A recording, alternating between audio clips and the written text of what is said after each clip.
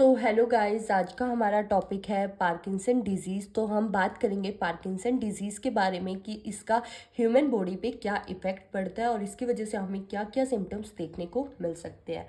तो जो Parkinson disease है वो एक ब्रेन डिसऑर्डर है जिसकी वजह से हमारी बॉडी में अनकंट्रोलेबल मूवमेंट्स देखने को मिलती है, जैसे कि stiffness, shivering, tiredness, uncontrollable movements में बैलेंस ना हो पाना, बॉडी का कोऑर्डिनेट ना कर पाना बॉडी का। तो ये सब हमें क्या देखने को मिलता है, पार्किंसन डिजीज़ में देखने को मिलता है। पार्किंसन डिजीज़ एक age related degenerative brain condition है, जिसका मतलब कि क्या है कि उम्र के साथ साथ हमारा ब्रेन काम करना बंद हो जाता है। ब्रेन के कुछ कुछ पार्ट्स काम करने बंद हो जाएंगे और धीरे धीरे ह्यूमन बॉडी के फंक्शनिंग में इफ़ेक्ट डालेंगे। अब हम बात करते हैं इसके रिस्क फैक्टर की, इसके रिस्क फैक्टर्स क्या हो सकते हैं। तो रिस्क फैक्टर सबसे पहला है सेक्स। फीमेल के कंपैरिजन मेल में ज़्यादा देखा जाता है पार्किंसन डिजीज़। एज, जैसा हमने पढ़ा, एज के साथ साथ पार्किंसन डिजीज़ होने के चांसेस होते हैं। हेड ट्रॉमा, अगर सिर पे कोई चोट लगी है या किसी एक्सीडेंट की वजह से भी हमें ये चीज़ हो सकती है। मेडिकेशन एंड अदर ड्रग्स, अगर हम कोई मेडिकेशन ले रही है, उसका सही से यूज़ नहीं कर रहे हैं, एज अ अब्यूज़ यूज़ कर रहा है, तो भी हमें ये डिजीज़ देखने को मिल सकती है। फैमिली हिस्ट्री एंड जेनेटिक्स, क्या पता हमारी फैमिली में पहले किसी को और फैमिली बाय जीन्स ये कैरी आउट होता आ रहा है, तो भी हमें मतलब ये एक रिस्क फैक्टर हो सकता है। उसके बाद हम बात करते हैं इसके कॉजेज़ की। तो कॉजेज़ भी genetic factors, environmental factors, sex, race, injury in head. तो यहाँ पे इन्वायरमेंटल फैक्टर्स का क्या मतलब है, जैसे कि कुछ कंपनीज होती है जहाँ पे काफ़ी ज़्यादा टॉक्सिक केमिकल्स होते हैं, फ्यूम्स होते हैं, उनमें काम करना पड़ता है, तो उसका भी एक इफ़ेक्ट पड़ सकता है ब्रेन पे और जिसके वजह से पार्किंसन डिजीज़ हो सकती है। तो एनवायरमेंटल फैक्टर का यहाँ पे ये मतलब है। उसके बाद sex, race, injury in head. अब हम बात करते हैं डायग्नोस्टिक एवल्यूशन की कि हमें कैसे पता चलेगा किसी पेशेंट को या किसी को पार्किंसन डिजीज़ है या नहीं है, या उसे कोई सिम्टम है या नहीं है।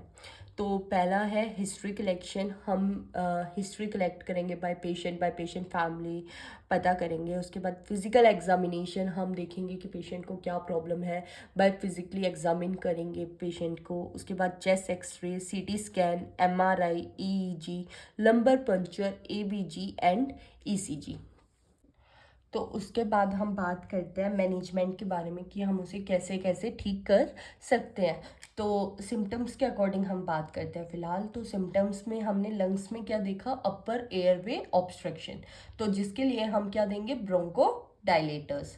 उसके बाद हमने देखा कि पेशेंट जो है उसमें डिप्रेशन, एंजाइटी, ये सारे सिम्टम्स भी देखने को मिलते हैं। तो मोस्टली जो साइकेट्रिक वार्ड में या साइकेट्रिक जो ड्रग है वो कौन सी यूज़ होती है, डोपामाइन। तो मोस्टली जो ड्रग साइकेट्रिक में यूज़ होती है वो क्या है, डोपामाइन, जो हम डिप्रेशन या एंजाइटी वाले पेशेंट को देते हैं। उसके बाद एंटी डिप्रेसेंट और भी जो ड्रग्स है वो हम देंगे, COMT इनहिबिटर्स देंगे। उसके अलावा हम उन्हें एंटी कोलिनर्जिक एजेंट भी यूज़ कर सकते हैं। एंटी कोलिनर्जिक एजेंट, तो जो एंटी कोलिनर्जिक एजेंट है वो हम क्यों यूज़ करेंगे, जो पेशेंट है उसे मसल वीकनेस है, ट्रिमर्स आ रहा है, तो हम एंटी कोलिनर्जिक एजेंट ड्रग्स भी यूज़ करते हैं। उसके अलावा अब हम बात करते हैं, ये तो हमारा हो गया मेडिकल मैनेजमेंट।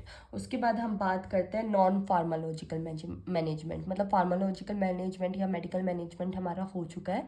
अब हम नॉन फार्माकोलॉजिकल मैनेजमेंट के बारे में बात करेंगे कि नॉन फार्माकोलॉजिकल मैनेजमेंट में हम पेशेंट को क्या क्या कर सकते हैं।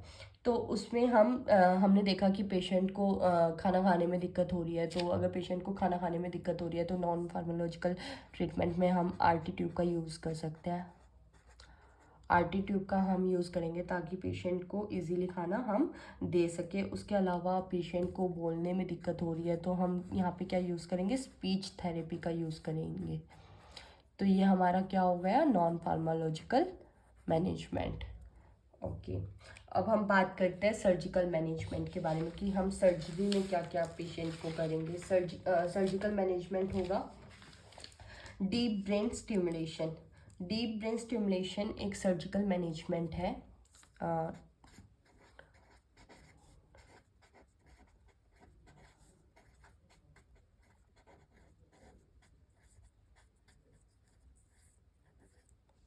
डीप ब्रेन स्टिमुलेशन एक सर्जिकल मैनेजमेंट है जो हम पार्किंसन डिजीज़ वाले पेशेंट में करते हैं। उसके अलावा दूसरा सर्जिकल है डोपा, ये भी एक सर्जिकल मैनेजमेंट है। उसके बाद हम बात करते हैं नर्सिंग मैनेजमेंट की। नर्सिंग मैनेजमेंट क्या क्या हो सकता है? तो नर्सिंग मैनेजमेंट में हम पहले क्या था, जो पार्किंसन डिजीज़ है वो क्या है, एक एज रिलेटेड डिसऑर्डर है। तो इसमें हम क्या करेंगे, स्पोर्टिव मैनेजमेंट का यूज़ करेंगे। स्पोर्टिव मैनेजमेंट, साइकोलॉजिकल सपोर्ट देंगे पेशेंट को। इसके अलावा उसे डेली एक्टिविटीज़ में हेल्प करेंगे कि जो उसकी डेली एक्टिविटीज़ है वो कैसे कंसीडर, मतलब कैसे ठीक कर सकता है, उसमें भी हम उसकी हेल्प करेंगे। उसके बाद हम पेशेंट को बताएंगे कि कौन सा डिवाइस कैसे क्या काम करता है। तो हम ये सब क्या है, नर्सिंग मैनेजमेंट। तो हम मैनेजमेंट के बारे में इन पर फिर से बात करते हैं। सबसे पहले हमारा है फार्माकोलॉजिकल मैनेजमेंट या कि मेडिकल मैनेजमेंट। तो फार्माकोलॉजिकल मैनेजमेंट या मेडिकल मैनेजमेंट में लंग्स में हमने देखा अपर एयरवे ऑब्स्ट्रक्शन देखने को मिलता है पार्किंसन डिजीज़ वाले पेशेंट में। तो हम उन्हें ब्रोंकोडायलेटर्स देते हैं। उसके अलावा हम पेशेंट को डोपामाइन देते हैं। डोपामाइन मोस्ट यूजुअली यूज़ की जाती है साइकेट्रिक पेशेंट्स के लिए जिन्हें एंजाइटी डिप्रेशन, जो एंजाइटी डिप्रेशन से गुजर रहे हैं, उनको हम डोपामाइन भी देते हैं। या फिर एंटी डिप्रेसेंट ड्रग्स, बाकी जो ड्रग्स है वो भी हम दे सकते हैं। उसके अलावा हम देते हैं COMT इनहिबिटर। उसके अलावा हम यूज़ करते हैं anti cholinergic agent. Anti cholinergic agent हम क्यों दे रहे हैं, सिस्मेटिक सिम्टम्स क्या था पेशेंट को, पार्किंसन वाले को ट्रिमर्स आ सकते हैं। उसके अलावा मसल वीकनेस, मसल एक, ये सब भी सिम्टम्स थे। तो इसकी वजह से हम क्या दे रहे हैं, एंटी कोलिनर्जिक एजेंट का यूज़ कर रहे हैं। उसके बाद हम बात करते हैं नॉन फार्माकोलॉजिकल मैनेजमेंट की। तो हमने देखा कि पेशेंट को बोलने में दिक्कत है तो हम स्पीच थेरेपी का यूज़ करेंगे। पेशेंट को अगर खाने में दिक्कत आ रही है तो हम क्या यूज़ करेंगे, RT ट्यूब।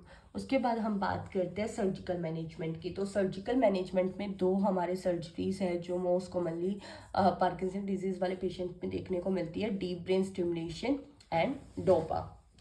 तो ये दोनों क्या है, हमारी सर्जिकल मैनेजमेंट है। उसके बाद हम बात करते हैं नर्सिंग मैनेजमेंट की। इनकी नर्सिंग मैनेजमेंट में नर्स का क्या क्या रोल हो सकता है। तो नर्सिंग मैनेजमेंट क्या होगा, साइकोलॉजिकल सपोर्ट। नर्स क्या करेगी, साइकोलॉजिकल सपोर्ट प्रोवाइड करेगी पेशेंट को। तो साइकोलॉजिकल सपोर्ट होगा।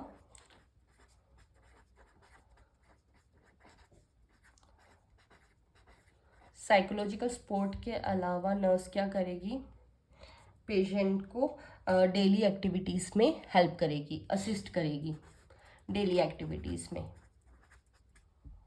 उसके बाद नर्स का और क्या रोल हो सकता है, स्पोर्टिव मैनेजमेंट हमने कर लिया। स्पोर्टिव मैनेजमेंट कि पेशेंट को सपोर्ट करेगी, उनकी फैमिली को या पेशेंट को साइकोलॉजिकल सपोर्ट देगी और उसे डेली एक्टिविटी में पेशेंट को हेल्प करेगी ताकि वो डेली एक्टिविटीज़ कर सके। क्योंकि पार्किंसन डिजीज़ में क्या होता है, धीरे धीरे ब्रेन के पार्ट्स क्या होते हैं, काम करना बंद हो जाते हैं। इसलिए उन पेशेंट्स को पता नहीं होता उन्हें क्या कैसे करना है, इसलिए उन्हें असिस्ट करना भी बहुत ज़रूरी है। उसके अलावा जो डिवाइसेस है जो यूज़ हो रहे हैं उसका यूज़ बताएगी कि इसे कैसे यूज़ करते हैं। तो it's all about the Parkinson disease. Thank you.